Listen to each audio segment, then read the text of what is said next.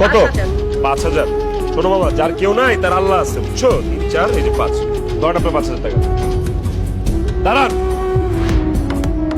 রিক্সাওয়ালা মামা যে তার রিক্সা আপনার গাড়িতে লাগাইলো, আপনি ক্ষতিপূরণ পাইছেন? হ্যাঁ পেয়েছি। এবার তাহলে আপনি যে রিক্সাওয়ালা মামারে থাপ্পড় মারছেন সেই ক্ষতিপূরণ দিবেন। দেন। হোয়াট? আমি ক্ষতিপূরণ দিব মানে? মানে হলো আপনি রিক্সাওয়ালা মামাকে যতগুলো থাপ্পড় মারছেন, রিক্সাওয়ালা মামাও ঠিক ততগুলো থাপ্পড় আপনাকে মারবে। How dare you! তোর এত বড় সাহস, তুই আমাকে থাপ্পড় দিতে বলছিস? তুই জানিস আমি কে? আপনি যেই হন না কেন সেটা তো আমার জানা দরকার নাই। আইন সবার জন্য সমান। মামা আপনার ক্ষতি করেছে, আপনি ক্ষতিপূরণ পেয়েছেন। আপনি মামাকে থাপ্পড় মারছেন, এখন মামাও আপনার থাপ্পড় দিবেন। মামা থাপ্পড় মারুন।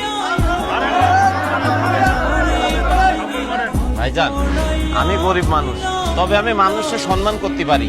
আমি এই মেয়ে মানুষের গায়ে হাত দিতে পারবো না। তবে উনি যদি কান ধরে উঠবেশ করে আর আমার কাছে মাপ চাই, তাহলে আমি উনারে মাফ করে দিতে পারি। শালার বাচ্চা, তোর এত বড় সাহস, তুই আমাকে কান ধরে উঠবস করতে বলছিস? অবশ্যই আপনি কান ধরে উঠবস করবেন এবং রিক্সাওয়ালা মামার কাছে মাফ চাইবেন। ইম্পসিবল! আমি মরে গেলেও কান ধরে উঠবস করবো না, এই রিক্সাওয়ালার কাছে ক্ষমা চাবো না। আপনি কান ধরে উঠবস করে ক্ষমা না চাওয়া পর্যন্ত এখান থেকে যেতে পারবেন না। যা খুশি তাই করুন, আমি কানে ধরে উঠবস করতে পারবো না, মানে না।